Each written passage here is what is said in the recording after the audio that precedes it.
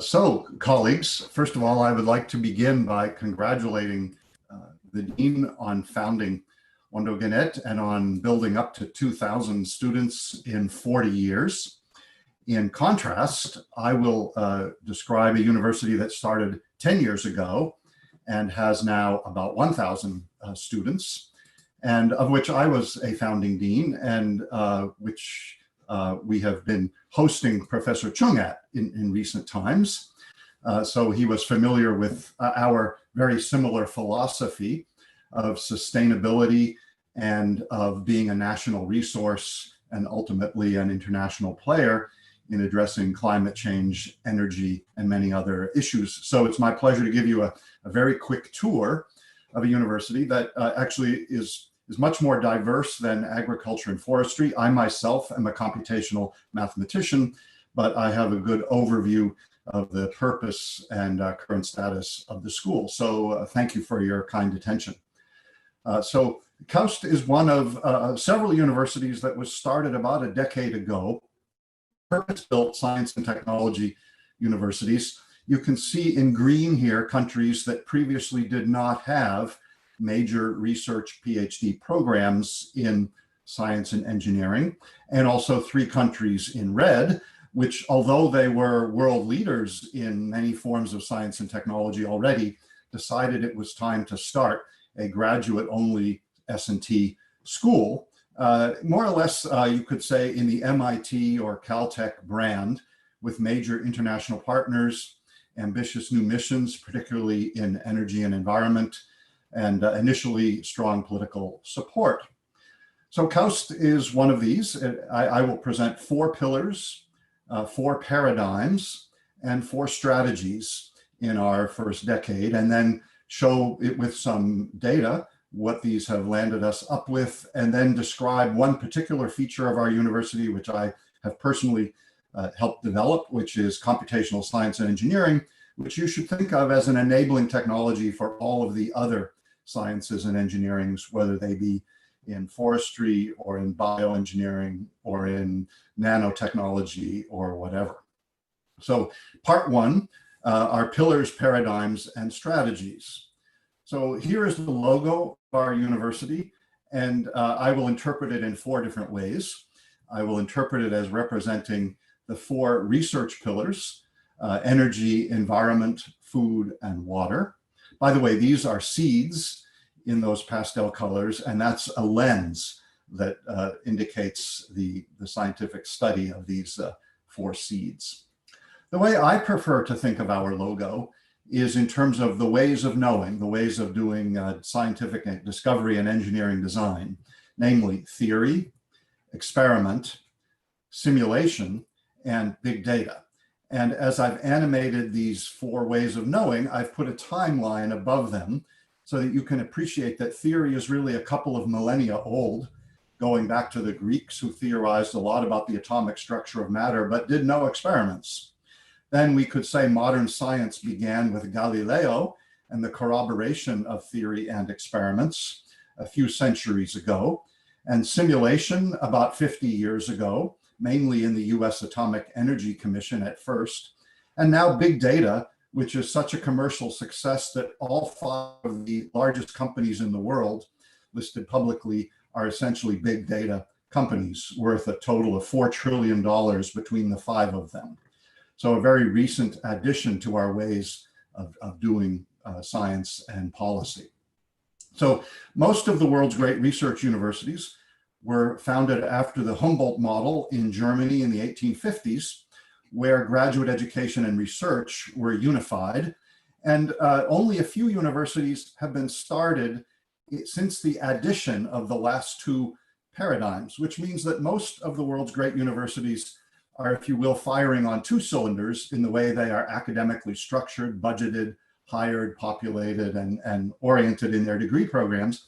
Whereas KAUST and some of these modern universities built downstream of the revolutions in simulation and big data have what I like to say a 4-cylinder approach to their research. So KAUST, when it began, had 4 strategies, the first of which is multidisciplinarity. The second of which is having some big sisters to get started and get a fast start in world-class research. A focus from the very beginning on entrepreneurship in the way the campus was architectured, in the way partners were sought. And finally, a focus on acquiring major facilities in order to attract world-class research faculty and students to get access. For instance, we started with the world's 14th most powerful computer for just one university. That certainly attracted me. The multidisciplinary strategy is really a way to advance faster than the existing universities by going where they haven't been able to go easily, to the areas between traditional disciplines. In particular, science and engineering are administered together. They're not in separate colleges under separate deans. They're equals, they're not rivals. They build upon one another. Mission-driven research centers were created outside of the departments, and that's where the major funding of the university goes in order to attract the scientific collaborations of the departments who make themselves useful by addressing these missions in energy, environment, food, and water. And therefore, disciplinary territoriality is reduced. The people are not interested in building silos, becoming the world's best chemistry department, but becoming the world's most useful chemistry department in terms of these missions. This is a picture of how we stand today with 11 research centers listed down the left-hand column and 3 academic divisions: biology and environmental, science and engineering, computer, electrical, and mathematical, sciences and engineering, SEMSI, and physical sciences and engineering. So these are administered by separate deans because it's useful to have some disciplinary specialty when, for instance, evaluating faculty for promotion and so forth.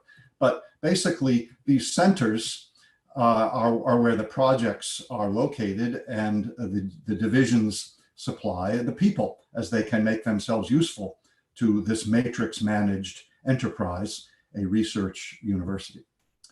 Now, the second strategy, which KAUST was able to afford, very fortunately, during a period of high oil prices and expansive ambitions for the Kingdom of Saudi Arabia, was to attract to the formation of the university many leading international university departments. For instance, Berkeley is considered #1 in mechanical engineering. We gave them a contract to hire our faculty in mechanical engineering, to host them before the campus was complete, to host students on internships while the labs were being built, and so forth up and down this list. Cambridge in biology, MIT Woods Hole in marine science, and so forth. We went to what we considered the world's leader in every science and engineering field and said, you come build one department. We didn't give the whole thing to MIT like Singapore did, like Russia did, and so forth. We handpicked the departments that we wanted to grow at KAUST that we wanted to have.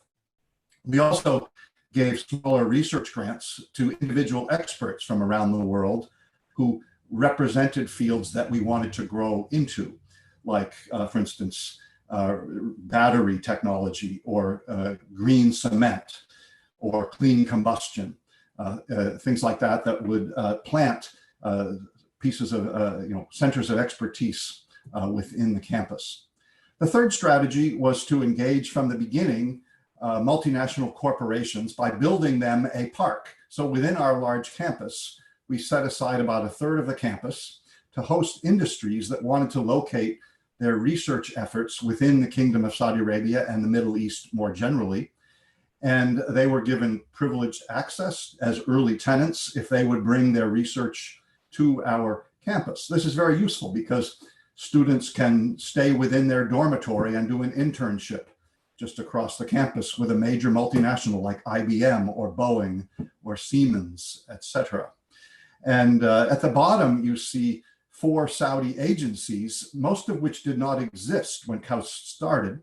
But when KAUST began to draw these international partners to the country and create the sustainability technology vision, these parts of the government were created. The King Abdullah Petroleum Studies Research Center, CAPSARC, the King Abdullah Atomic and Renewable Energy Center, KCARE, and the Industrial Clusters Program. We want that our campus will be driven by industrially translatable research. We provide students and faculty and postdocs with short courses, with seed funding, with expert staffing for intellectual property protection, patent filing, fundraising, and so forth, to be venture capitalists in a country where almost all the investment used to go to malls and real estate, and now attracting it to research and development. And just as an example, as I mentioned, I was a founding dean of our first 5 startups. 4 of them were in the IT sector. IT doesn't take much effort to, and doesn't take much money to get started in. But these are you can see the variety. 2 of them were started by students, 1 by a faculty member, 2 of them by research staff. In fact, one of those staff was a high school science teacher who invented a waterless cleaning for solar collectors. And that company is now very successful, has raised millions of dollars because water is scarce in the place where you can most profitably put solar collectors, namely in the middle of deserts. Our facilities are world-class: supercomputing, scientific visualization, CAVE, nanofab, DNA sequencing, electron microscopes and NMRs in imaging and characterization, a marine-going vessel, a greenhouse for plants, a mouse house for animal experiments, and of course, a machine shop. This is our favorite facility. This is the Red Sea. It was a previously undiscovered, it's really the last undiscovered body of water on the Earth, rather tightly guarded by a handful of countries that don't trust each other very much. But Saudi Arabia has about half of it by land border. And we have collaborated with Woods Hole in discovering it together and publishing a lot of very influential science papers and attracting the world's leading marine scientists as a result. And this is our vessel to plumb the Red Sea. This is our supercomputer on top, and our some students in our visualization cave, a 6-wall cave in which you walk in with glasses and immerse yourself and explore various things like, you know, the cells in the human brain, or the flow patterns in a furnace that you're trying to make more efficient, or you know, chemicals in a biological soup or whatever as they're being simulated. You can't just buy equipment, you have to train experts to use the equipment. So this is the Supercomputing Lab staff. It was trained by IBM and brought to KAUST at the very beginning. I'm very proud to mention to my Korean colleagues here that the director of this laboratory was recruited from KISTI, the primary computational facility in Korea. We were able to attract him to a bigger computer at KAUST, and he has built and trained a wonderful staff. So you in Ethiopia have found a very good national partner, in my humble opinion, so far. Well, what has happened in 10 years? We have about 150 faculty, about 1,000 students, but the major thing to point out is that the students are matched nearly 1-for-1 by professional researchers early in their careers, about 500 postdocs and 300 research scientists. That includes the people who run these facilities. Most of those research scientists are PhD trained in their areas of expertise. We are living together with about 7,000 of our family and community support members. The university employs about 2,000 of those. We have more students in our school than in our university.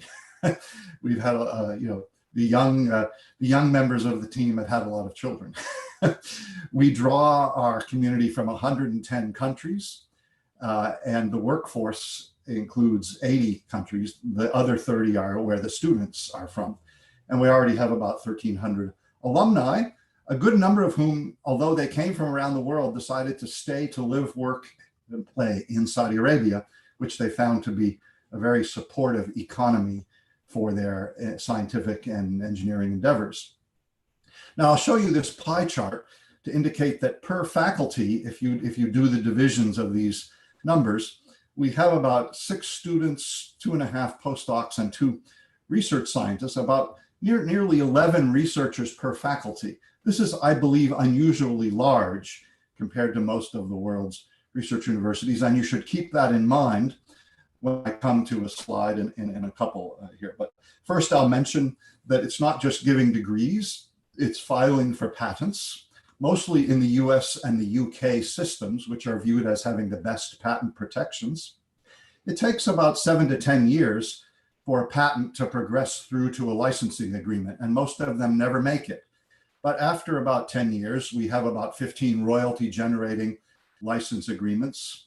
They're not making billions of dollars like new drugs, but they are influencing the sustainable technologies that we want to produce. And we have started to raise funds from industrial corporations, not just to come and live and work with us, but to actually fund research on our campus.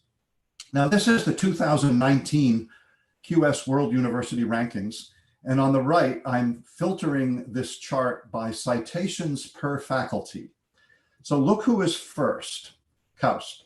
Citations per faculty in the world in 2019, by the way, for the last 6 years, has been KAUST. Now, I mentioned we have so many researchers per faculty, so we're sort of set up to have a low denominator and a high numerator.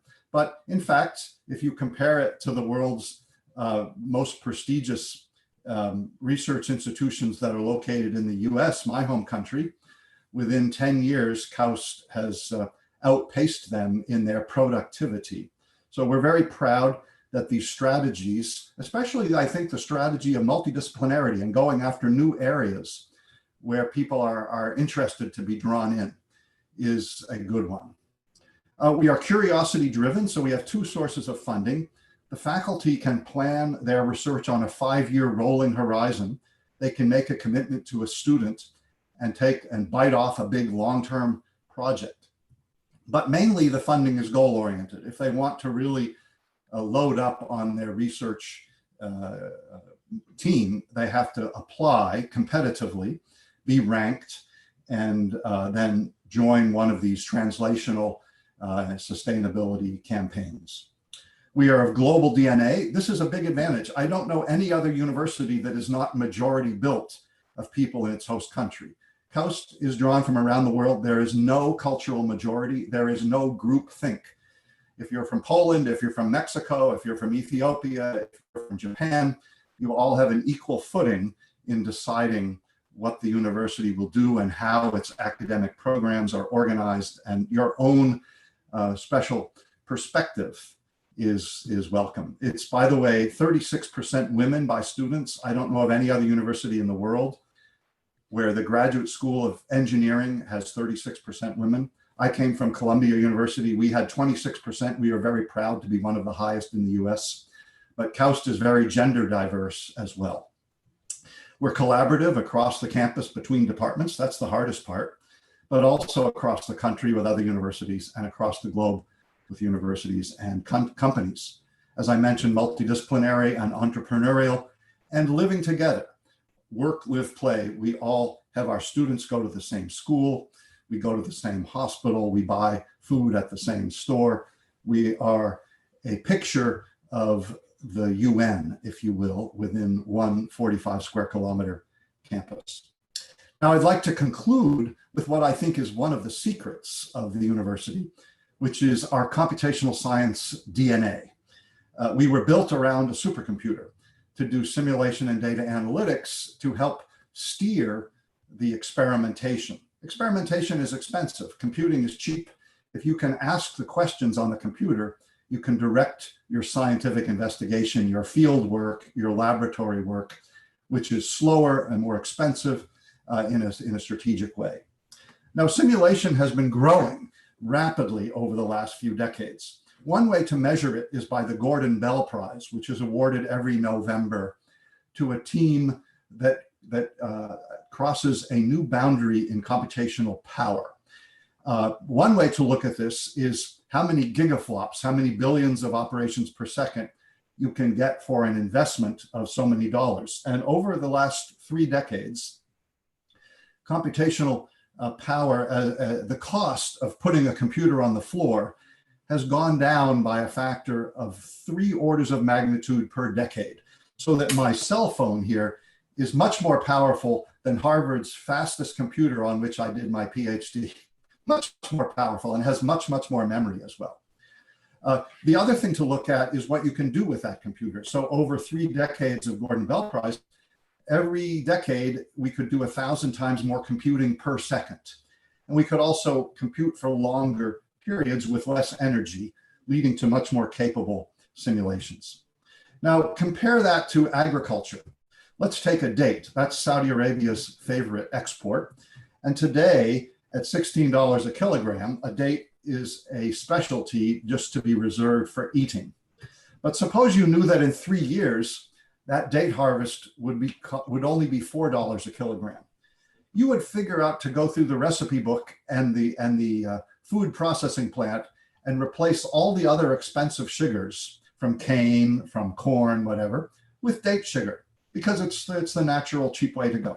Suppose you knew that by 2026, that date would cost you just $1 a kilogram. You would figure out how to feed animals with it. You would figure out how to create biopolymers from it. You'd figure out how to create plastics from it. Suppose that this trend continued, you'd eventually use it as a fuel or as a paving technology. So what's my point here? Not that dates are on this curve, but that computing has been on a curve much better than this for much longer than this. And in many ways, the rest of the world knows this. Bankers know this, Hollywood knows this, businesses know this, communications companies know this, transportation companies know this, but scientists and engineers don't know this. Scientists and engineers are very conservative. They keep doing their research in the old way. They don't trust computing to take away their turf. Well, KAUST was created to reverse this cultural prejudice and to make a premium on reproducible computing, and to really try to change this scientific prejudice against the tool that scientists actually invented. Now think of other technologies and how they compare with computing. If we had planes flying 1,000 times faster per decade for the last 2 decades, then the 15-hour flight between New York and Tokyo would require only 1/20th of a second. Did we have that improvement in the aviation industry? No. It still takes 15 hours. And by the way, even if we had it, we'd still wait 3 hours in the airport for our 1/20th of a second flight. But that's the I/O problem. That's still slow disk.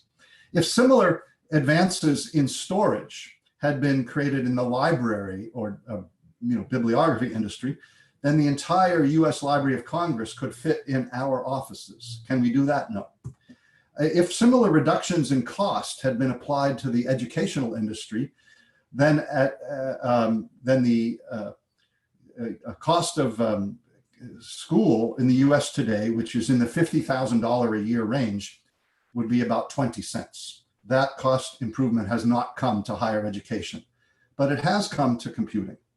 And this is because simulation has become an imperative to do things that other fields find more difficult. For instance, some experiments are controversial ethically. Some experiments are dangerous environmentally. Some experiments are prohibited legally. Some experiments are difficult to instrument engineering-wise. Some experiments are just too expensive to build, like the International Thermonuclear Experimental Reactor being built in France right now by more than half of the world's taxpayers. It was supposed to cost $4 billion. It was supposed to be done a few years ago. It's now costing $22 billion. It is not finished. Nobody knows when it will be finished or whether it will work. But computing is charting its path. So there are really two frontiers in simulation. The traditional one is to do more and more exciting problems for a small number of very smart people. The one that we're targeting is to make computing a commodity for people who are experts in something else, like chemistry or biology or atmospheric sciences, so that we can host them and get them productive. Now, one example is Saudi Arabia's #1 industry, the oil industry. You see here on the upper right a map of the major reservoirs of oil and gas in Saudi Arabia. And you see the world's largest reservoir, Gawar, which has been delivering 5 million barrels a day for about 50 years and still pumping. And that Gawar is very well studied computationally. You see it imaged on the left. And one way that computing is helping the Saudi oil industry is by getting more and more resolution. So on the left, you see what they could do in 2010. That's a little tiny bit of a two-dimensional view of an oil field where the oil is in red and the water is in blue. And the diamond wells are water injection, and the circular wells are oil production. And the water is injected to drive the oil towards the wells. Well, oil and water don't mix, they finger. So what happens is the water goes around the oil and leaves pockets of oil that cannot be picked up by those wells. And the computer forecast that this would happen. And then those two circles on the right, when the computer was 1,000 times more resolved, 10 times more in every dimension, north, south, east, west, up, down, so that it could build a more resolved model, it said, aha, I predict you left behind these big fields of oil. So they drilled a horizontal well, they found the oil, and that pays for a lot of computers. This is, yeah, am I done? Yeah. Our time is almost elapsed, so could you quickly finish? Okay, fine. So I'll just end with this picture. Since this is a meeting about climate change, we have a Nobel Prize winning climate scientist at KAUST, Gira Stenchikov, whose specialty is aerosols, how the world's atmospheres transport aerosols from one country to another, maybe deposit the desert in the ocean or whip salt from the ocean onto the desert or whatever. These are very important things to understand for renewable energy, for agriculture, for international treaties, for deciding what countries we need to help. For instance, if we burn down the Amazon, are we polluting Africa by the winds? These are important questions to run models on. We don't want to do the experiment. We want to do it by simulation. And so that's what Gira is about. And this is our overall computing agenda. I won't go into the boxes which describe the modalities, the math models, the sciences, and the customers at the bottom. But I will just conclude by trying to inspire you that instead of building ivory tower universities, we should build entrepreneurial universities. Instead of building the tallest silos, we should cross the silos and translate science to sustainability. And when you do that, you have a chance to leap over the existing universities and research establishments that are very successful in their old ways and not very willing to change. So shukran from the shores of the Red Sea. Thank you very much from my base of operations in the US during COVID-19. And my best wishes to our community.